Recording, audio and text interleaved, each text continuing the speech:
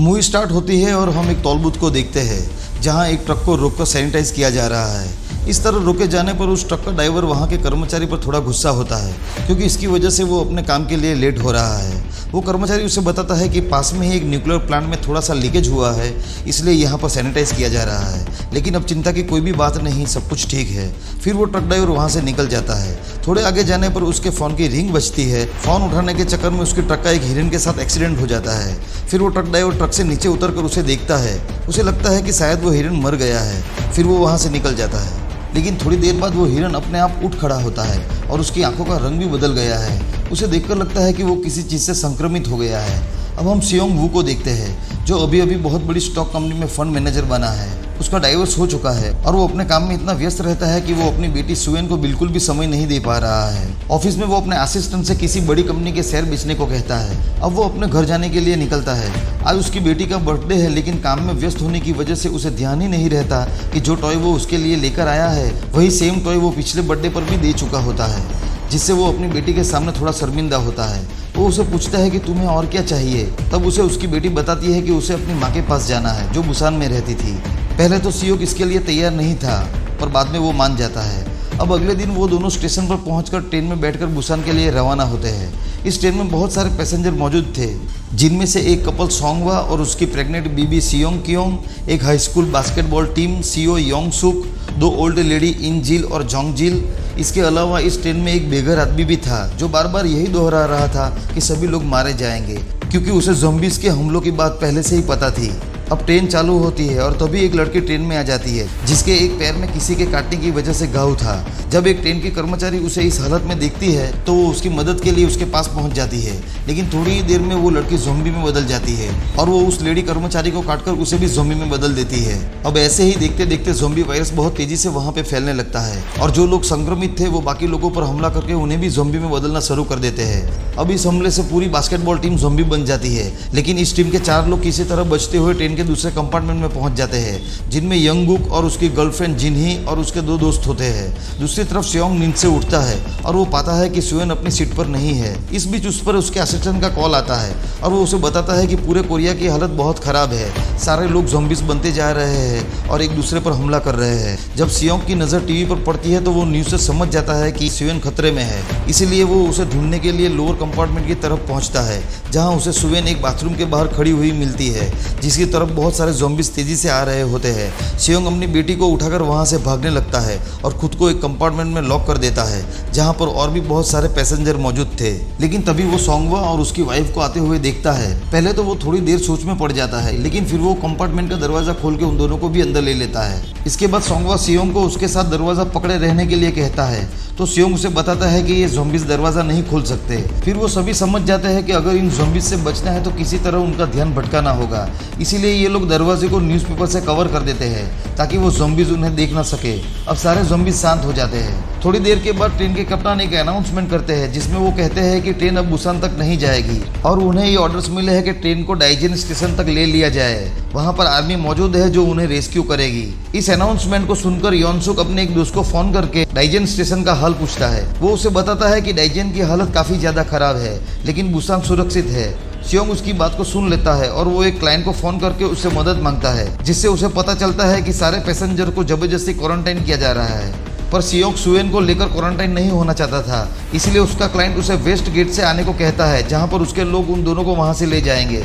अब train डाइजियन station तक पहुंच गई है और सभी लोग ट्रेन से उतरकर बाहर की ओर जाने लगते हैं, लेकिन सियोंग अपनी बेटी को लेकर उसके क्लाइंट के अकॉर्डिंग वेस्ट गेट से जाने लगता है। उसके पीछे वो बेघर आदमी भी आ जाता है क्योंकि उसने सियोंग की बातें सुन ली थी। सियोंग सुएन को लेकर आगे बढ़ने ही वाला होता है, तभी उसे एक इन्फेक्टेड सोल्जर अपनी तरफ बढ़ते हुए नजर आता है जो उन दोनों से मदद मांग रहा होता है। सियोंग सुएन को रुकने को कहकर उसकी तरफ बढ़ता है, लेकिन तभी एक ज़ॉम्बी उस सोल्जर पर हमला कर देता है और देखते ही देखते वहां पर बहुत सारे सोल्जर आ जाते हैं जो सभी ज़ॉम्बी में कन्वर्ट हो चुके थे और अब वो सियोंग और सुएन पर हमला करने के लिए उनके पीछे पड़ जाते हैं। वहीं दूसरी ओर मेन गेट पर भी बहुत सारे ज़ॉम्बीज़ का हमला हो जाता है, जिनमें कई लोग मारे जाते हैं और कुछ लोग किसी तरह उनसे बचकर फिर से ट्रेन की तरफ भागने लगते हैं। इधर एक ज़ॉम्बी सुएन पर हमला करने ही वाला होता है कि तभी सोंगवा उसे उस ज़ॉम्बी से बचाकर अपने साथ ले जाने लगता है। फिर ये लोग कांच के गेट को बंद कर देते हैं जिससे वो ज़ॉम्बीज़ से बच पाए, पर वो नाकाम रहते हैं और वो सारे ज़ॉम्बीज कांच के गेट को तोड़कर फिर से उन लोगों के पीछे पड़ जाते हैं। फिर बचे हुए जिंदा लोग किसी तरह से ट्रेन में चढ़ जाते हैं, लेकिन अब वो सारे लोग ट्रेन में अलग हो जाते हैं, जहाँ एक तरफ सोंगवा, सियोंग और दूसरी तरफ वो बेघर आदमी के साथ सियोंग, कियोंग, सुवेन और बाकी लोग बाथरूम में फंसे हुए थे। फिर सोंगवा अपनी वाइफ को फोन करता है। उसकी वाइफ उसे बताती है कि वो 13 नंबर के कंपार्टमेंट के बाथरूम में फंसी है। इसके बाद सोंगवा और सियोंग उन लोगों को बचाने का फैसला करते हैं और वो सभी ज़ॉम्बीज को मारते हुए 13 नंबर कंपार्टमेंट की तरफ बढ़ने लगते हैं। लेकिन इस दौरान ट्रेन एक टनल में आ जाती है और कुछ देर के लिए ट्रेन में अंधेरा हो जाता है। इस वजह से ज़ॉम्बीज उन दोनों को देख नहीं पाते। इस बात का फायदा उठाकर वो दोनों जल्दी से 13 नंबर कंपार्टमेंट में पहुंचकर वहां फंसे हुए लोगों को वहां से निकाल लेते हैं। लेकिन जब ये लोग सेफ कंपार्टमेंट की तरफ भाग रहे होते हैं तभी वो बेघर आदमी नीचे गिर जाता है। उसे बचाने के लिए सियोंग उसे उठाने लगता है, लेकिन उसे बचाने के चक्कर में ये लोग टनल को मिस कर देते हैं और सारे ज़ॉम्बीज फिर से उनके पीछे पड़ जाते हैं। ये सभी लोग भागकर कंपार्टमेंट का दरवाजा बंद करने की कोशिश करते हैं। सियोंग और सोंगवा दरवाजा पकड़कर खड़े रहते हैं। वहीं यंगबुक सेफ कंपार्टमेंट में रुके हुए लोगों को दरवाजा खोलने को कहता है, लेकिन वहां पर योनसुक ने वहां के सभी लोगों को भड़का दिया था कि ये लोग इन्फेक्टेड हो सकते हैं, इसलिए कोई भी उनके लिए दरवाजा नहीं खोलता और इस वजह से यंगबुक दरवाजे को तोड़ देता है। इस तरफ सोंगवा के हाथ पर एक ज़ॉम्बी काट लेता है और वो समझ जाता है कि अब वो भी इन्फेक्टेड हो गया है। इस वजह से वो सियोंग को उसकी वाइफ को लेकर वहां से जाने को कहता है। फिर सियोंग उसकी वाइफ को लेकर वहां से चला जाता है। अब ये लोग फर्स्ट कंपार्टमेंट में जाने लगते हैं, लेकिन इनगिल डर की वजह से वहीं खड़ी रह जाती है और सारे ज़ॉम्बीज उस पर टूट पड़ते हैं। इधर सियोंग सभी लोगों को अंदर लेकर उस कंपार्टमेंट का दरवाजा बंद कर देता है और वो योनसुक को मारने लगता है, क्योंकि उसकी वजह से ही सोंगवा और इनगिल मारे गए थे। लेकिन योनसुक फिर से बाकी के लोगों को भड़काने में कामयाब हो जाता है कि ये सारे लोग इन्फेक्टेड हो सकते हैं। इसके बाद उनको दूसरे कंपार्टमेंट में भेज दिया जाता है। लेकिन अब जॉन गिल बुरी तरह से गुस्से में थी, क्योंकि उसकी बहन ज़ॉम्बी बन चुकी थी, इसलिए वो अपने कंपार्टमेंट का दरवाजा खोल देती है, जिससे ज़ॉम्बीज सारे लोगों को मार देते हैं। लेकिन योनसुक एक ट्रेन के कर्मचारी के साथ बाथरूम में घुसकर अपनी जान बचा लेता है। दूसरी तरफ सीओ पर उसके असिस्टेंट का फोन आता है और वो उसे बताता है कि हमने जिस कंपनी के शेयर सेल किए थे उसी कंपनी ने इस वायरस को लीक कर दिया है। अब ट्रेन के कैप्टन को ऑर्डर मिल जाता है कि वो बचे हुए लोगों को बुसान लेकर आए, क्योंकि बुसान अभी भी सुरक्षित है और वहाँ पर सोल्जर उन्हें रेस्क्यू करने के लिए तैनात किए गए हैं। लेकिन कैप्टन अब इस ट्रेन को और आगे नहीं ले जा सकता था, क्योंकि आगे ट्रैक बंद था। इसीलिए वो सभी बचे हुए लोगों को अनाउंसमेंट करता है कि वो लेफ्ट ट्रैक पर एक दूसरी ट्रेन लगा देंगे। जो भी लोग बचे हुए हैं वो सभी लोग उस ट्रेन में चले जाए। इसके बाद कैप्टन अपनी जान दांव पर लगाकर ट्रेन को दूसरे ट्रैक पर ले आता है और सभी बचे हुए लोग उस ट्रेन में जाने के लिए उसकी तरफ भागना शुरू कर देते हैं। इस तरफ योनसुक उस ट्रेन के कर्मचारी को ज़ॉम्बीज की तरफ धक्का मारकर वहां से भागने लग जाता है। दूसरी तरफ जब सभी लोग ट्रेन में जाने के लिए रास्ता ढूंढ रहे होते हैं तब जलती हुई एक ट्रेन क्रैश हो जाती है, जिससे यंगबुक और उसकी गर्लफ्रेंड बाकी लोगों से अलग हो जाते हैं। फिर वो दोनों ट्रेन में चढ़ जाते हैं, लेकिन तभी वहां पर योनसुक आ जाता है, जिसके पीछे एक ज़ॉम्बी भी होता है। वो उसे बचने के लिए जिनहिन को उस ज़ॉम्बी की तरफ धक्का दे देता है, जिससे वो ज़ॉम्बी जिनहिन को काट लेता है और वो भी ज़ॉम्बी बन जाती है। फिर वो यंगबुक को भी काट लेती है, लेकिन योनसुक वहां से बच निकलता है। जब योनसुक ट्रेन की तरफ भाग रहा होता है तब उसका पैर फिसल जाता है और वो गिर जाता है। कैप्टन उसे बचाने की कोशिश करता है, लेकिन उसे बचाने के चक्कर में वो खुद इन्फेक्टेड हो जाता है। फिर योनसुक कैप्टन को छोड़कर ट्रेन में चढ़ जाता है। दूसरी तरफ वो बेघर आदमी तीनों को बचाने के लिए ज़ॉम्बीज को रोकने की कोशिश करता है, पर वो नाकाम रहता है और मारा जाता है। अब सियोक, सुवेन और सियोंग कियोंग ट्रेन में चढ़ जाते हैं, लेकिन ज़ॉम्बीज अभी भी उनका पीछा कर रहे थे। बहुत सारे ज़ॉम्बीज ट्रेन को पकड़कर लटक जाते हैं, जिससे ट्रेन की स्पीड कम हो जाती है। इसलिए सियोक अपने पैर से किक मार मार के उन ज़ॉम्बीज को ट्रेन से अलग कर देता है और फाइनली ये तीनों लोग ज़ॉम्बीज से बच जाते हैं। अब सियोक कॉकपिट का दरवाजा खोलता है तो उसे वहां पर योनसुक मिल जाता है, जो अब एक ज़ॉम्बी बन चुका था। वो सियोक पर हमला कर देता है। वो सियोक के हाथ में काटकर उसे इन्फेक्टेड कर देता है।